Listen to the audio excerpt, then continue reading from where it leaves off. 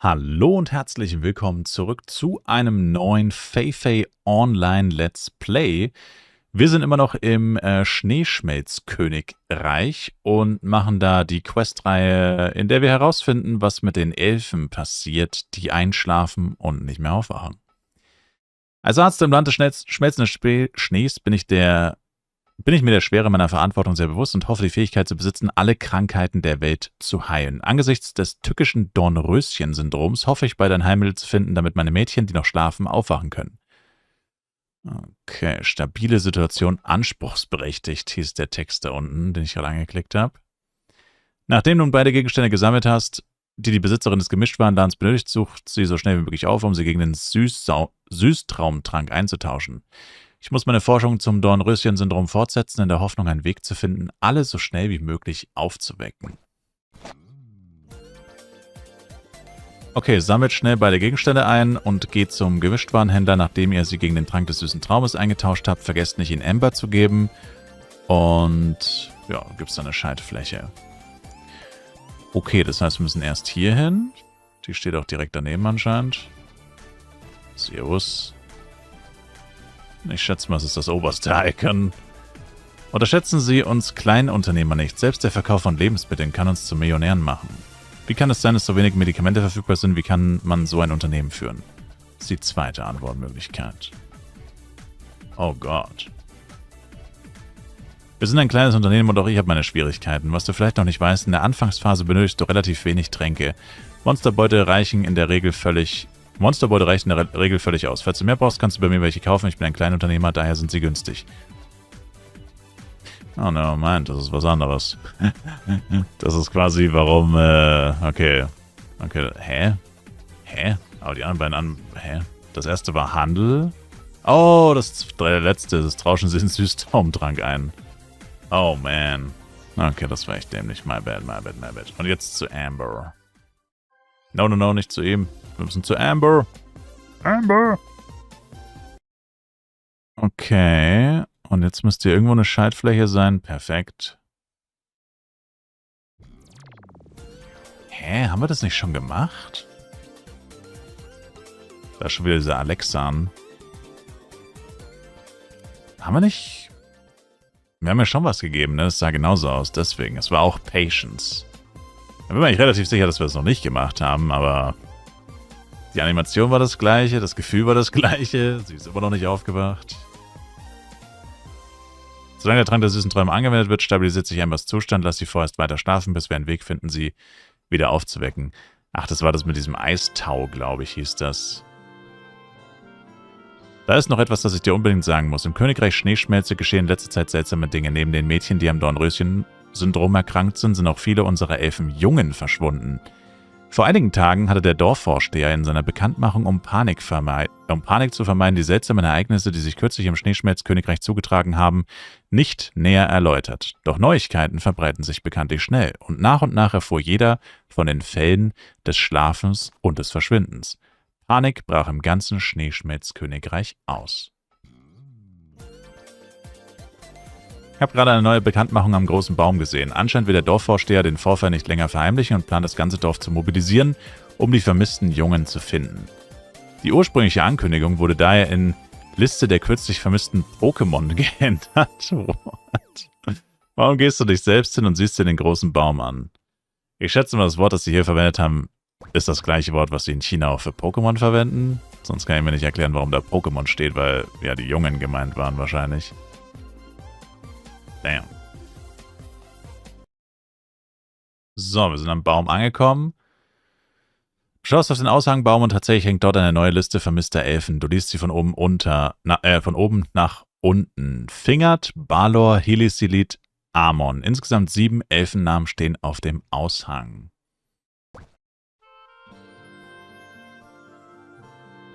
Nachdem du die Bekanntmachung am großen Baum gelesen hattest, wurde dir klar, dass das Königreich Schneeschmelze alles andere als friedlich ist, wie du es dir vorgestellt hattest. Wer stört all das wirklich?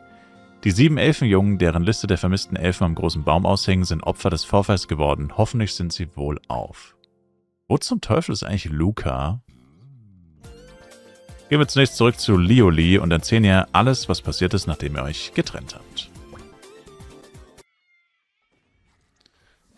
S11 Dragoon. Vielen Dank für deine Hilfe für meine Schwester und mich. Jetzt, da Dr. Wolf sagt, dass meine Schwester nicht in Gefahr ist,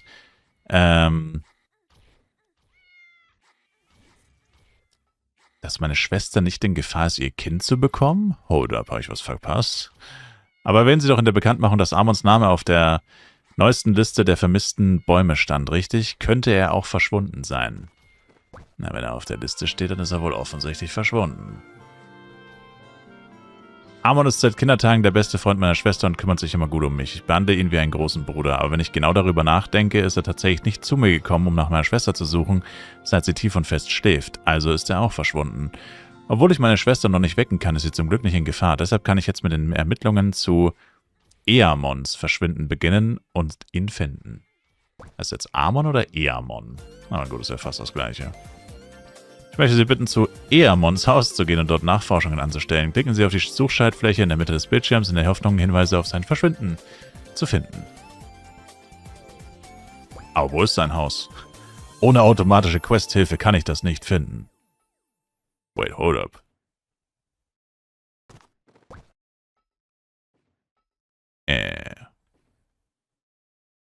Okay, ich schätze mal, das ist sein Haus. Alle laufen hier hin. Hä, was ist das?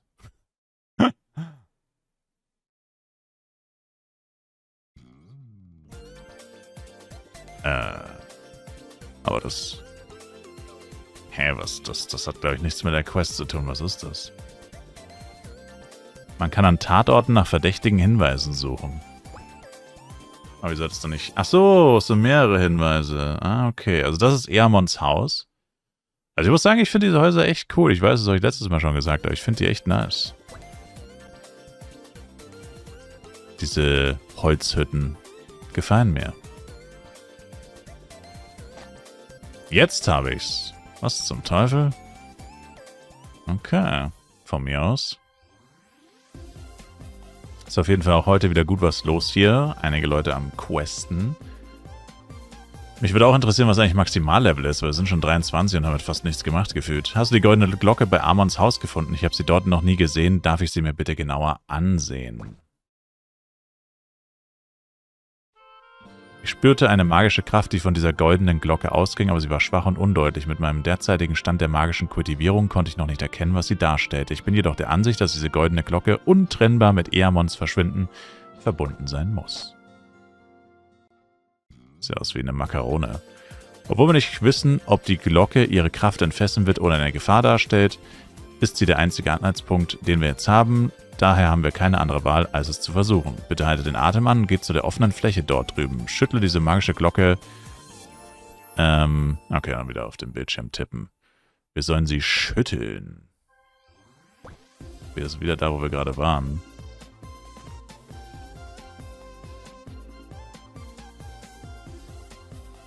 Oh, heilige... Oh! Ich wollte schon sagen. Oh, heilige Glocke. Alter, ich krieg direkt wieder übelst aufs Fressbrett. Jesus, me. Ich brauche unbedingt mal einen AOE-Skill. Weil immer, wenn ich Leute grinden sehe, haben die alle AOE-Skills gefühlt. 1 von 4? 1 von 4 was? Ich glaube, wir müssen das nochmal machen, kann das sein? Oh, nein, wir müssen einfach nur alle töten. Ja, wenn die genau ineinander stehen, ist wie bei uns, checkst du nicht, wie viele Monster das sind. Und der Dragoon hat ein Level-Up. Leider ist der auch nur noch bei 13.000 Ausdauer. Oh Gott. Na, ich weiß ja, wo die Haustierinsel ist. Theoretisch kann ich einfach zurück zur Haustierinsel und gucken, wie ich das Vieh fütter. Am besten, bevor es stirbt. Am besten, bevor es stirbt. Ja, das wäre nicht schlecht. Die in den goldenen Glöckchen verborgene magische Kraft war so gewaltig, dass sie bösartige Geisterkatzen entfesseln konnte. Es tut mir leid, dass du beinahe verletzt worden wärst, aber zum Glück bist du so mächtig, dass du sie alle vertreiben konntest. Allerdings gibt es etwas sehr Wertvolles zu bedenken. Ich habe die Schneeelfenkristalle von diesen wilden Geisterkatzen erhalten. Was bedeuten sie eigentlich? In den schmelzenden Schneegebieten sieht man sie fast nie, denn sie leben in längst verlassenen, unterirdischen Palästen, wessen Magie erlaubt es ihnen, sich in den goldenen Glocken zu verbergen und so im Schneeschmelzreich zu erscheinen. Sag du es mir. Oh, Quiz? Du scheinst eine Idee zu haben, erzähl mir davon. Ich glaube, der Schneeelfenkristall muss eine untrennbare Verbindung mit dem Schneeelfen haben.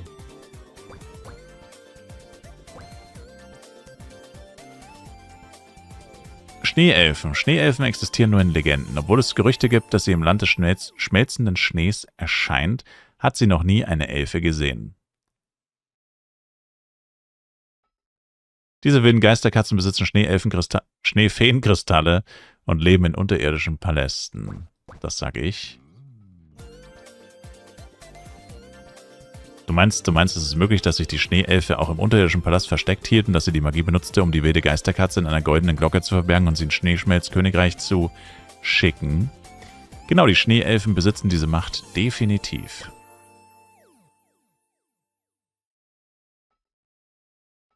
Es scheint, als ob alles auf den unterirdischen Palast und die Schneeelfen hindeutet. Obwohl der unterirdische Palast schon lange verlassen ist und wir Elfen aus dem Schneeschmelzkönigreich ihn normalerweise nie betreten würden, halte ich es für notwendig, hineinzugehen und die ganze Geschichte zu untersuchen. Und bevor wir den unterirdischen Palast betreten, muss ich Ihnen noch etwas mitteilen, das Sie sicher interessant finden werden. Während du mir bei den Ermittlungen zum Dornröschen-Syndrom und den vermissten Fällen geholfen hast, kam ein anderer junger Mensch, genau wie du, ins Schneeschmelzkönigreich, um diese Ereignisse zu untersuchen. Sein Name ist Luca und er ist ein sehr energiegeladener Kerl. Anfangs fand ich ihn etwas anstrengend, aber später war er sehr hilfsbereit.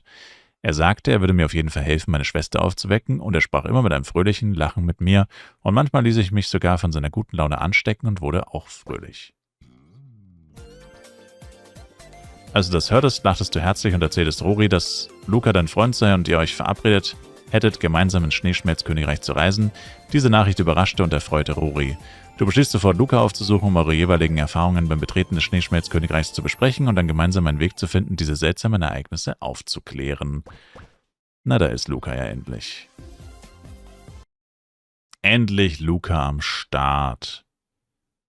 Ahahaha, S11 Dragoon, wie schön, dich wiederzusehen. Seit meiner Ankunft im Land des schmelzenden Schnees habe ich die Schneegeister und die seltsamen Ereignisse dort untersucht und gleichzeitig nach dir gesucht. Wir sind wirklich Partner, obwohl wir uns seit unserer Ankunft im Land des schmelzenden Schnees nicht gesehen haben, waren unsere Aktionen immer perfekt aufeinander abgestimmt. Ich habe einige sehr wichtige Erkenntnisse, die ich mit Ihnen teilen möchte. Ich habe den entscheidenden Zusammenhang zwischen dem Dornröschen-Syndrom und dem Verschwinden entdeckt. Immer wenn ein Elfenmädchen das Dornröschen-Syndrom entwickelt, verschwindet ein Elfenjunge. Darüber hinaus habe ich im Zuge meiner Ermittlungen noch etwas Seltsames festgestellt. Ich fand ein Stück Pergament, das vollgekritzelt war, und ich war mir sicher, dass darauf etwas Wichtiges stehen musste. Aber das Pergament war so vollgekritzelt, dass ich überhaupt nicht mehr erkennen konnte, was darauf stand. Im Zuge meiner Nachforschungen konsultierte ich Lioli oder Rory, der sagte, es gäbe eine Möglichkeit, die Kritzeleien auf dem Pergament verschwinden zu lassen. Wir müssen einiges vorbereiten. Kannst du mir helfen?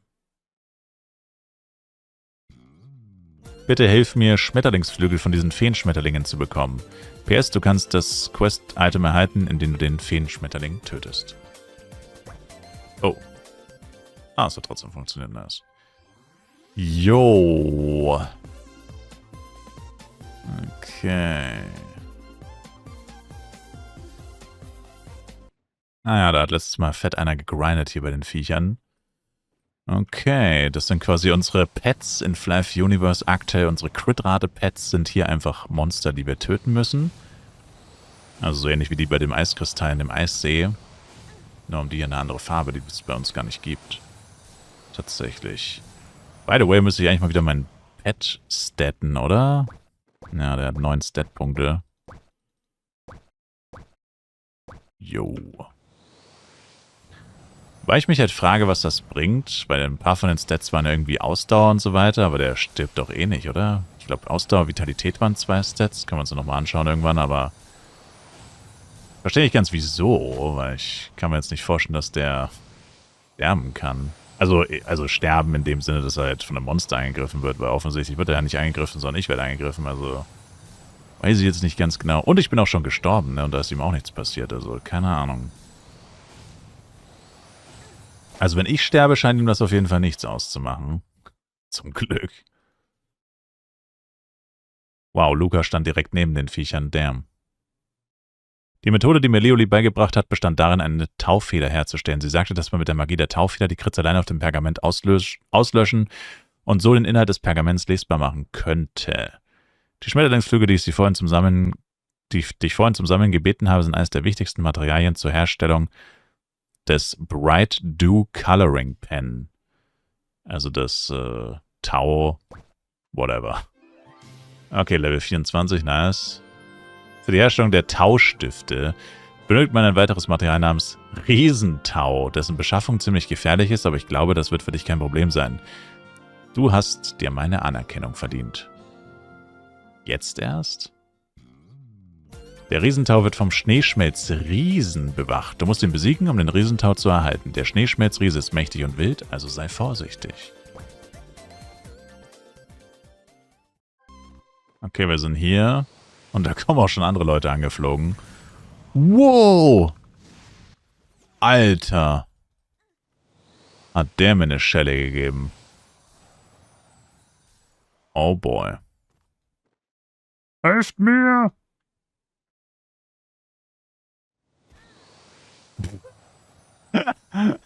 What? Wieso ist der eine Typ einfach gestorben? Oh oh. Blinkpool ist noch auf Cooldown jetzt. Oh. Komm schon, Dragoon, töte ihn, töte ihn, töte ihn. Hey. Oh, jetzt wäre ich getroffen, oder? Ja. Komisch, jetzt macht er nur 176. Hat er mir gerade nicht irgendwie 400 gemacht oder so? Wow, er hat sich in mein Gesicht teleportiert. Later, Big Dog. Bam, bam, bam. Los, töte ihn, Dragon, töte ihn, Dragon, töte ihn. 346, 48. Wow. Also dafür, dass das, ich meine, Quest-Monster sind es nicht. Es sind ja normale Monster, die wir für die Quest töten müssen. Die hauen aber ganz schön rein, die Viecher, ey. No joke. Aber ich muss jetzt tatsächlich auch mal wieder statten. Habe ich schon länger nicht mehr gemacht. Oh. Oder auch nicht. 2 Stat-Punkte. Ja gut. 2 Stat-Punkte sind mehr als keine Stat-Punkte. Das sagt meine Omi immer. Du hast den Riesentau. Rory scheint ziemlich besorgt, dass der Riesentau nicht so leicht zu beschaffen sein würde. Deshalb hatte sie versucht, andere Wege zu finden, das verschmierte Pergament wieder lesbar zu machen. Ich muss es ihr schnell sagen, damit sie sich keine weiteren Sorgen machen muss. 25 war noch ganz geil heute. Elfen sind bekannt für ihre Distanziertheit und ihren Stolz, aber ich finde Leolie eigentlich ganz nett. Wenn man ihr Vertrauen gewinnt, ist sie bereit, einem zu helfen, selbst wenn man ein Mensch ist. Ohne sie fürchte ich wirklich, wäre unsere Untersuchung bei diesem geschwärzten Pergamentdokument zum Stillstand gekommen. Okay, lass uns schnell erkunden, was auf dem Pergament steht. Zuvor müssen wir aber noch die Minglu-Buntstifte herstellen. Verbinde bitte den Schmetterlingsflügel und den Riesentau zu einem Objekt.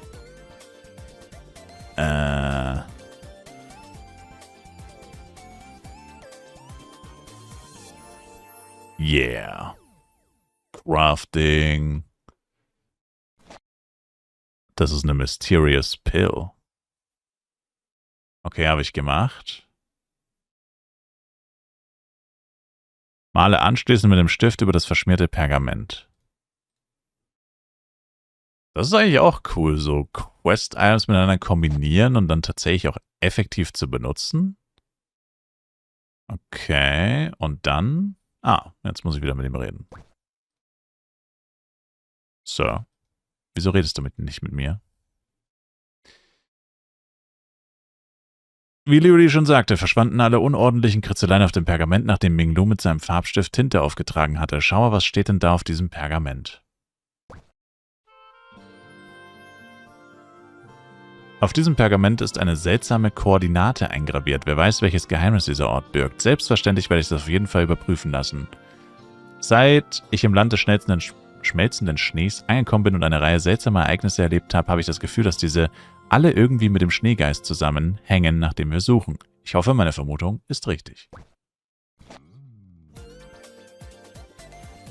Bitte nimm diese durchsichtige Schaffel. Oh, nimm dieses durchsichtige Schaffell und klick darauf, um es anzusehen. Folge den Anweisungen auf dem Fell, um herauszufinden, was sich darin verbirgt. Dort angekommen ist es am besten zu graben, um zu sehen, was sich im Inneren befindet. Die Koordinaten auf dem Pergament könnten falsch sein. Falls Sie nichts finden, suchen Sie an den neu angegebenen Koordinaten weiter, bis Sie etwas finden. Was heißt das? Die Koordinaten können falsch sein. Das ist eine Fullshout-Scroll, oder? Nee, Common Bank. Common Bank / Fullshout. Wow. Okay, ich habe auf das Item geklickt, jetzt hat sich hier so eine Karte geöffnet. Das sieht aus wie ein Globus. Schneeschmelzgebiet. Das Geheimnis der Schatzkarte ist gelöst und schwache Schriftzeichen erscheinen. Also links ist bewegen, rechts ist nach Schatz graben. Ich würde es einfach mal bewegen. Ja, aber was soll denn das sein? Wo zum Teufel soll das sein? Okay. Was?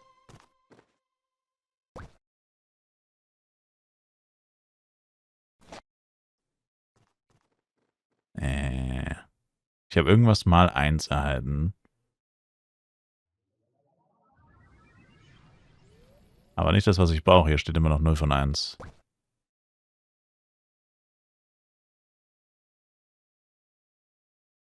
Wo steht da jetzt?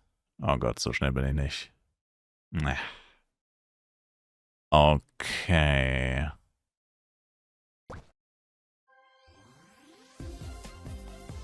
Oh. Ach so war das gemeint. Das sind immer andere Koordinaten. Okay, ich bin jetzt einfach zum zweiten Ort geflogen.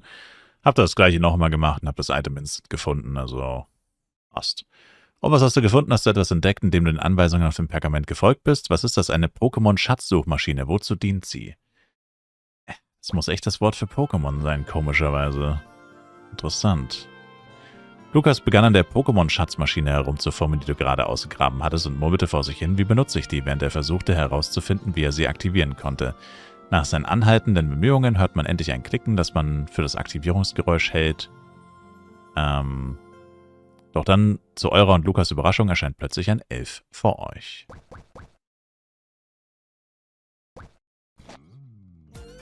Ah ja, das ist der Elf. Ah, S11 Dragoon, schau mal, ein Geist ist erschienen, aber bei genauerem Hinsehen scheint dieser Geist kein physisches Wesen zu sein, sondern eher ein Phantom, das von der Geisterschatzmaschine projiziert wird. Obwohl ich nicht weiß, wie sie funktioniert, scheint sie uns auf eine Schatzsuche führen zu können. Mal sehen, was wir tun müssen. Verstanden, klicke einfach auf den Schatzsuch-Button und die Fee führt uns auf die Schatzsuche. So funktioniert die Schatzsuchmaschine mit der Fee. Falls die Fee auf halbem Weg stehen bleibt, klick einfach weiter auf den Schatzsuche-Button, dann führt sie dich weiter. Folge schnell, mal sehen, wo sie uns hinführt. Blinkwing.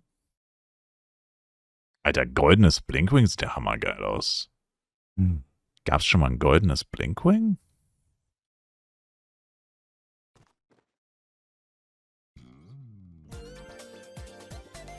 Ah, okay, die Quest war letztes Mal ziemlich ätzend, weil es hier irgendwie kein Autofollow gibt.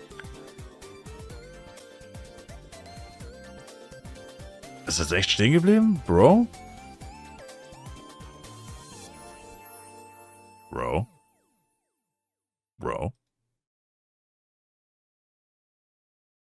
Okay, also ich bin ihm jetzt ein Stück weit gefolgt und dann wieder zurück zu Luca. Zeig mal, was du mitgebracht hast. Schneeelfenrolle. Das ist ja toll, Papa. Es sieht so aus, als ob dein Sohn gleich die Schneefee finden wird. Und ich sah abgehoben, Luca. Wie erwartet, entdeckte ich bei meinen Nachforschungen zum Dornröschen-Syndrom und dem Verschwinden der Elfenjungen das Pergament und schließlich fanden wir auch einen entscheidenden Beweis, die Schneeelfenrolle. Hast du mir nicht auch erzählt, dass du den Schneeelfenkristall von der bösartigen Geisterkatze erhalten hast?